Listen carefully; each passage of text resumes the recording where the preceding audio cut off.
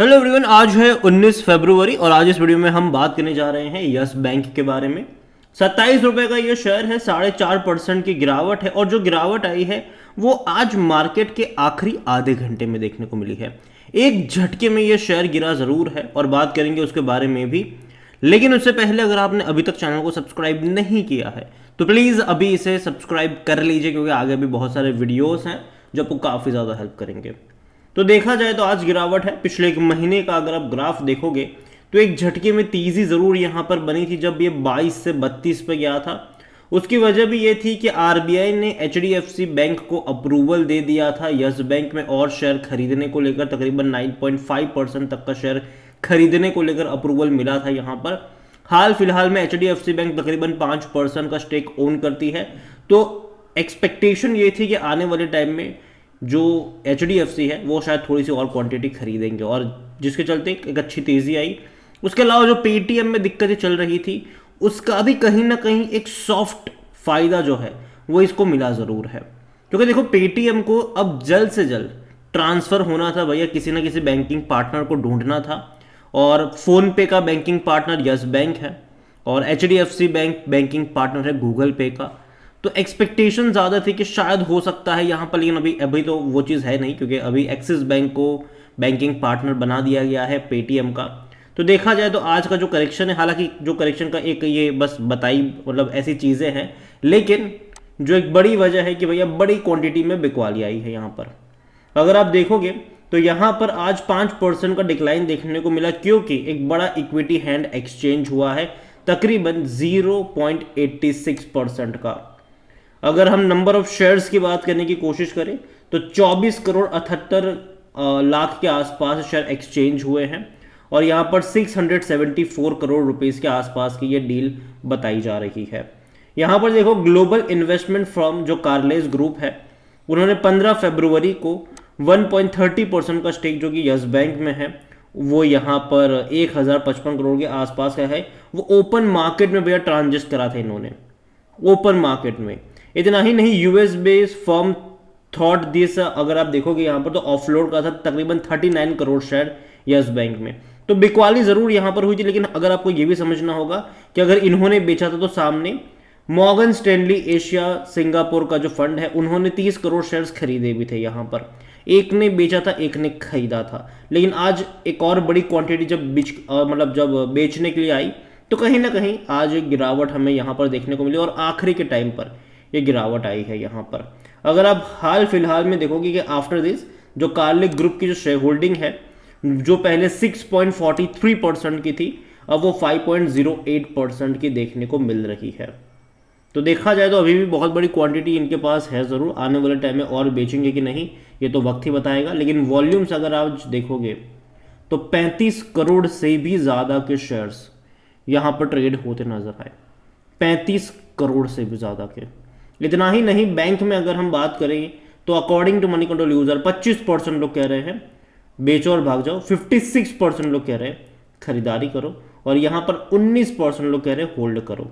यहाँ पर अगर आप देखोगे तो कंपनी में आपको डिविडेंड को लेकर अगर देखें तो वो पे नहीं कर रहा है, क्योंकि देखो जब से दिक्कतें शुरू हुई थी, जब से बैंक डूबने की कगार पे था, उसके बाद डिविडेंड कोई पे नहीं करा है इन्होंने, क्योंकि अभी मुश्किल से वो लोग प्रॉफिट भी निकाल रहे हैं।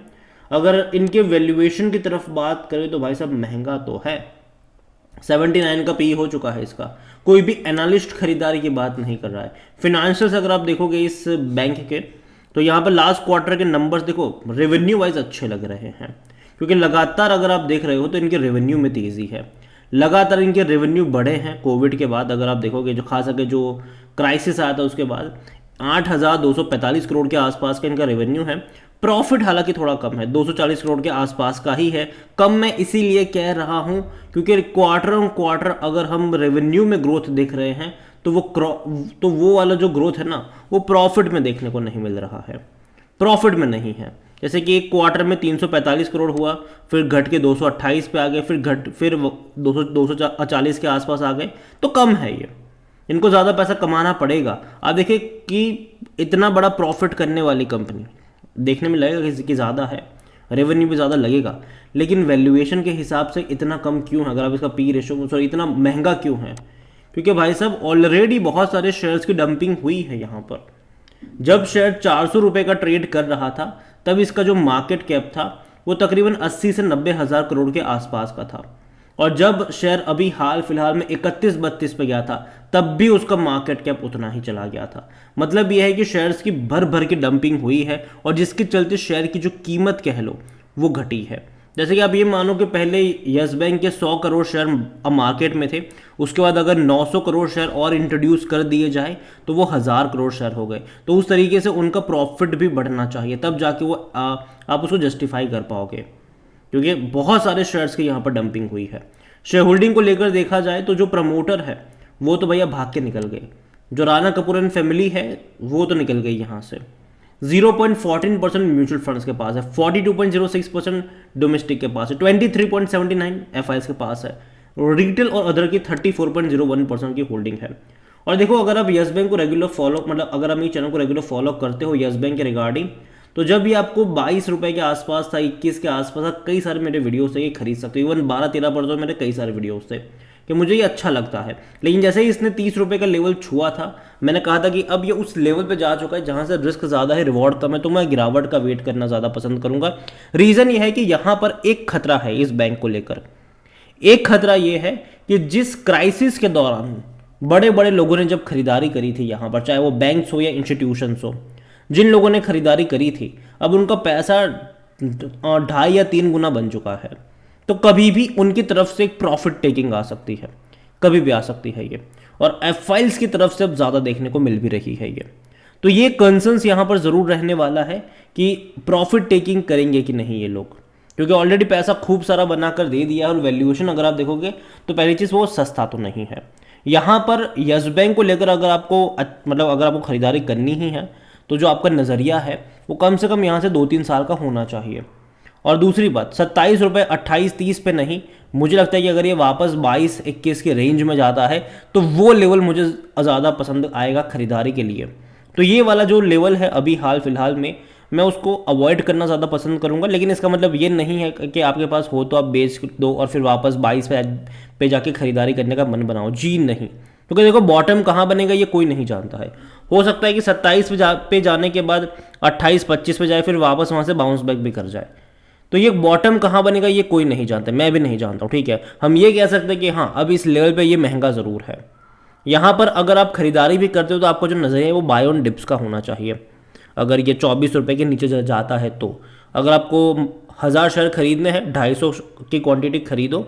अगर उसके बाद अगेन 12-15% का डिक्लाइन आता है और क्वांटिटी ऐड करो, अगेन 12-15% का डिक्लाइन आता है और क्वांटिटी ऐड करो। तो इस तरीके से आप यहाँ पर प्ले कर सकते हैं। और देखो, अगेन मैं यही कहूँगा कि यहाँ पे एक चीज़ है कि भैया इनका प्रॉफिट्स, इनके नंबर्स जो है वो अच्छे दिखने चाहिए, अच्छे आने चाहिए, वरना ये उस वैल्यूएशन को जस्टिफाई कर ही नहीं पाएगा। क्योंकि फिर जब मार्केट कैप इसका वापस से क्रॉस करेगा ना, जब इसके प्रीवियस हाइज था, जब वापस से एक प्रेशर क्रिएट होगा, वापस इस तरीके की खबरें आएगी, वापस उस तरीके का इवैल्यूएशन आएगा। तो याद रखिए, यस बैंक को लेकर मैं इतना ही कहूँगा कि बैंक बर्बाद होने वाला तो अब मुझे नहीं लगता है, लेकिन ये मान के चलना कि भाई साहब यहाँ से ये रॉकेट बन जाएगा, ये जल्दबाजी होगी यहाँ पर, क्योंकि करेक्शन दिखाएगा ये। और स्पेसिफिकली जो गिरावट आएगी वो सिर्फ और सिर्फ क्वांटिटी वाइज आएगी। जिन लोगों ने 10 रुपये के भाव पर, 12 रुपये के भाव पर खरीदारी करी थी, जिन बैंक्स ने खरीदा था, जिन इंस्टीट्यूशंस ने खरीदा था, वो डेफिनेटली यहाँ पर प्रॉफिट टेकिंग की कोशिश बीच बीच में करते रहेंगे। तो बीच बीच में ऐसे करेक्शन आएंगे, वापस से तेज़ी भी आपको यहाँ पर देखने को मिल जाएगी। तो मैं उम्मीद करता हूँ कि देखो, अगर कल को HDFC वापस क्वांटिटी ऐड करने लग जाएगा तो फिर तेज़ी भी आ जाएगी, ठीक है। तो उसके ऊपर चीज़ें डिपेंड करती है, और बाय ऑन डिप्स के अप्रोच के साथ आना चाहिए यहाँ पर कि अगर ये 24 रुपये के नीचे जाता है, 23 रुपये के नीचे जाता है, तो वहाँ से खरीदारी के मौके आपको ढूंढने चाहिए। ये मेरा मानना है। अगेन कोई बाय सेल रिकमेंडेशन नहीं है। वीडियो को यहीं पे एंड करूँगा। पसंद आया हो तो लाइक करो, शेयर करें। चैनल पर अगर पहली बार हैं तो प्लीज़ सब्सक्राइब करें। और यस बैंक के बारे में क्या सोचते हैं वो भी आप मुझे कमेंट में लिखकर बता सकते हैं। Thank you.